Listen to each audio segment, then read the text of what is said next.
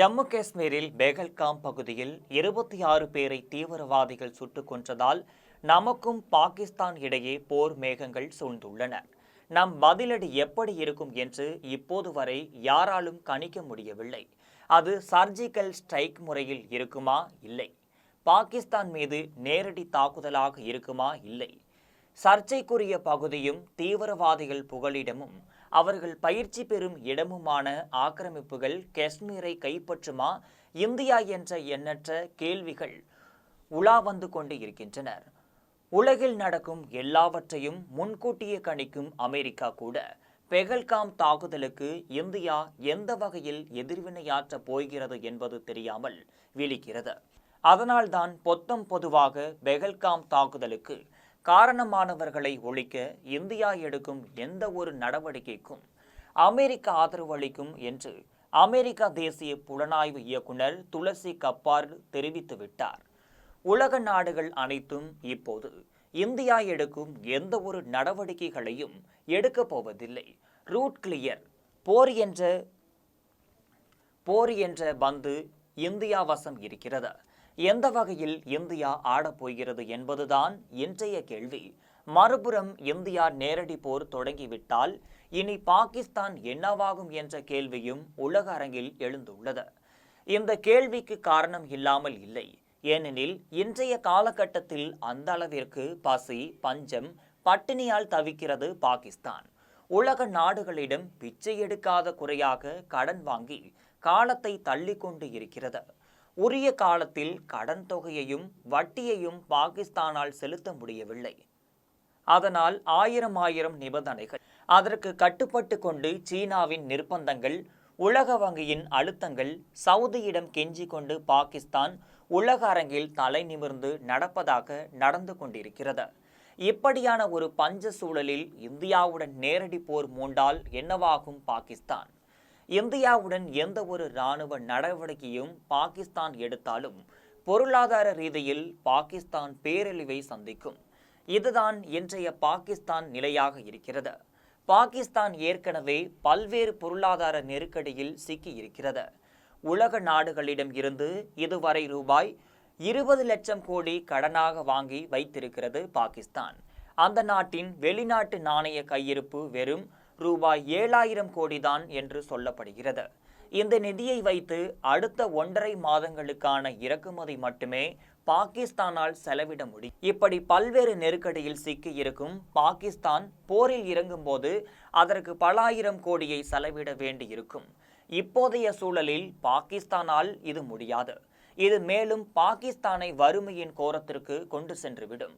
இப்போது பாகிஸ்தானின் பல மாகாணங்கள் சரியான உணவு கிடைக்காமல் தவித்து வருகின்றனர். போதுமான உணவு உற்பத்தி அங்கும் கிடைப்பதில்லை. இந்திய எல்லை வழியாக செல்லும் கோதுமைக்காக ஏங்கி காத்திருக்கின்றது.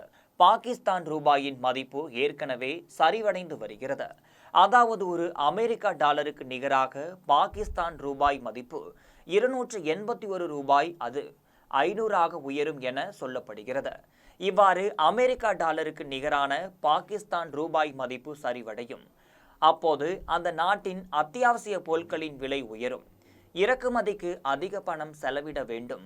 ஏற்கனவே டாலர் கையிருப்பு குறைந்துவிட்டது. இந்த நிலையில் எரிபொருட்கள், மருந்து பொருட்கள் உள்ளிட்டவற்றில் விலை உயர்ந்து சாமானிய மக்கள் பெருமளவில் பாதிப்புக்குள்ளாகி இருக்கின்றனர். தற்போது பாகிஸ்தானுக்கு சர்வதேச நாணயம் நிதி மையமான IFM ரூபாய் 3 லட்சம் கோடி நிதி உதவி வழங்கி இருக்கிறது.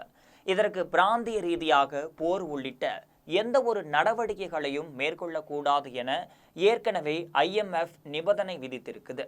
இதை மீறி பாகிஸ்தான் அரசு போருக்கான அதிக பணத்தை செலவிடும் போது அனைத்து நிதி உதவியும் நிறுத்தப்பட்டிருக்கிறது. இது பாகிஸ்தான் நிலையை இன்னும் அதிகமாகவே மோசமடைய செய்யும். கடனை திரும்ப செலுத்துவதற்கு பணம் இல்லாமல் தவிக்கும் நிலை ஏற்படும். சவுதி அரேபியா மற்றும் ஐக்கிய அரபு அமீரகம் வழங்கி வரும் நிதி உதவியும் நிறுத்தப்பட்டிருக்கிறது. சீனா பாகிஸ்தான் பொருளாதார வழித்தட திட்டம் நிறுத்தப்பட்டும் இருக்கிறது. இந்த திட்டத்திற்காக சீனா ரூபாய் 6 லட்சம் கோடி முதலீடு செய்துள்ளது. இவை எல்லாம் பாகிஸ்தானுக்கு பேரிழப்பு. ஏற்கனவே பெஹல்காம் தாக்குதலால் இந்தியாவுடனான ரூபாய் 17,000 கோடி வர்த்தகத்தை பாகிஸ்தான் இழந்து நிற்கிறது. சிந்து நதி ஒப்பந்தம் நிறுத்தி வைக்கப்பட்டுள்ளது. இதனால் பாகிஸ்தானில் குடிநீர் தட்டுப்பாடும் உருவாகி இருக்கிறது. இதோடு விவசாயமும் கடுமையாக பாதிக்கப்படும். இதுதான் பாகிஸ்தானுக்கான மிகப்பெரிய தண்டனையாகவே இருக்கிறது. இது தவிர சாலை எல்லைகளை இந்திய அரசு மூட்டியுள்ளது. இது பாகிஸ்தான் மீதான பொருளாதார அழுத்தத்தை அதிகரித்துள்ளது. தூதரக ரீதியாகவும் அழுத்தம் ஏற்பட்டிருக்கிறது. மேலும் சரக்கு போக்குவரத்து ரீதியாக பாகிஸ்தான் மிகப்பெரிய பின்னடைவையும் சந்தித்திருக்குது. அதே போல இந்திய கடற்படை பாகிஸ்தானுக்கு கடல் வழியே நிகழும் வணிகத்தை 95% தடுத்து நிறுத்திவிடும் என சொல்லப்படுகிறது. இதனால் பாகிஸ்தானில் எரிபொருள், அரிசி, துணிமணி போன்ற பல்வேறு பொருட்களின் இறக்குமதி குறைந்து அதன் ஏற்றுமதியும் பாதிக்கப்பட்டு அத்தியாவசிய பொருட்களின் விலை பல மடங்கு உயர்ந்திருக்குது.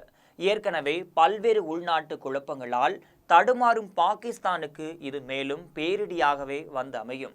அதனால் பாகிஸ்தான் இதுவரை சந்திக்காத மிகப்பெரிய பிரச்சனைகளை எல்லாம் சந்திக்கும் என்று எதிர்பார்க்கவும் படுகிறது. இன்னொரு புறம் ஆப்கானிஸ்தான் எல்லை பிரச்சனை அதிகரித்துள்ள சூழலில் பலுசிஸ்தான் பகுதியை தனி நாடாக அறிவிக்க கேட்டு போராட்டமும் நடந்து வருகிறது. பயணிகள் ரயில் கூட கடத்தப்பட்டிருக்கிறது. தற்போது பாகிஸ்தானில் உள்ள சூழல் பலுசிஸ்தான் போராட்டம் மிகப்பெரிய அளவில் வெடிக்கும். ஆப்கானிஸ்தான் அகதிகளை ஏப்ரல் 30 வெளியேற பாகிஸ்தான் அரசு உத்தரவிட்டிருக்கிறது. இதுவரை 80,000 பேர் வெளியேற்றப்பட்டும் இருக்கின்றனர். இன்னும் 20 லட்சம் பேர் வெளியேற்றப்படலாம் என்றும் கருதப்படுகிறது. பலுசிஸ்தான் மக்களுக்கும் பாகிஸ்தான் எல்லையில் உள்ள ஆப்கானிஸ்தான் அகதிகளும் இணைந்து போராடினால் பாகிஸ்தான் அரசிற்கு அது மிகப்பெரிய சவாலாக மாறும். ஆப்கானிஸ்தான் கூட தனது இன்னொரு முகத்தை பாகிஸ்தான் மீது காட்டக்கூடிய சூழல் உருவாகிவிடும். பாகிஸ்தான் அரசிற்கு எதிராக முன்னாள் பிரதமர் இம்ரான்கான் தலைமையிலான பாகிஸ்தான் தெஹ்ரீக்-இ-இன்சாப் கட்சியினர் மேலும் போராட்டம் நடத்துவார்கள். இதனால் உள்நாட்டு கலவரம் வெடித்து பாகிஸ்தான் சுடுகாடாக மாறிவிடும். இவையெல்லாம் நடக்கும் என்பது பாகிஸ்தான் அரசிற்கும் தெரியும். இப்போது அனைவரது பார்வையும் இந்தியா என்ன பதில்வினை தரப்போகிறது என்பது பற்றிதான். அதில்தான் பாகிஸ்தானின் தலைவிதி நிர்ணயிக்கும் பட்டிருக்கிறது.